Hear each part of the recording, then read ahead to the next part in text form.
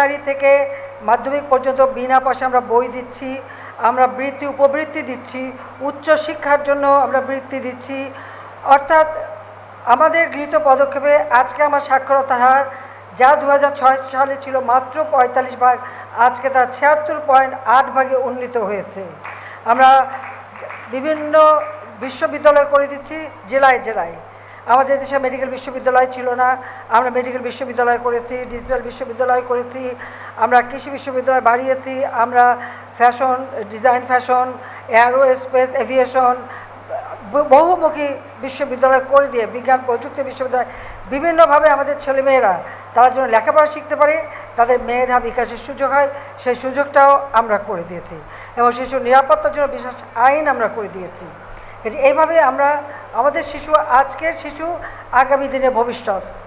2008-এ ঘোষণা দিয়েছিলাম ডিজিটাল বাংলাদেশ করব, ডিজিটাল বাংলাদেশ করেছি। এখন আমাদের ঘোষণা 41 সালে বাংলাদেশ হবে স্মার্ট বাংলাদেশ। সেজন্য আমরা যেমন কম্পিউটার ল্যাব করে দিয়েছি স্কুলে স্কুলে, সেই সাথে কম্পিউটার ট্রেনিং এবং ইনকিউবেশন সেন্টার করে দেওয়া হয়েছে, সেখানে বিশেষ ট্রেনিং দেওয়া হয়। এই তথ্য প্রযুক্তি অর্থাৎ ডিজিটাল সিস্টেম অর্থাৎ কম্পিউটার শিক্ষা, এই শিক্ষার প্রসার আমরা ঘটাচ্ছি।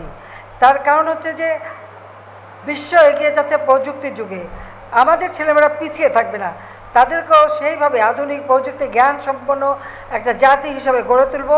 আর 41-এর যে স্মার্ট বাংলাদেশ, তা আজকের যারা তরুণ এবং আজকের যারা শিশু তারাই হবে 41-এর ভবিষ্যৎ কর্ণধার।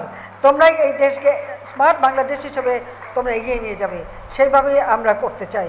তা আমি আর সময় নেব না, কারণ এত গরম, সেখানে আর মানে বেশি সময় নেওয়া যায় না। সুকান্তের ভাষায় বলে যেতে যাই, যতক্ষণ দেহে আছে প্রাণ, প্রাণপণে সরাবো জঞ্জাল, এ বিশ্বকে শিশুর বাসযোগ্য করে যাব আমি, নবজাতকের কাছে এ আমার অঙ্গীকার।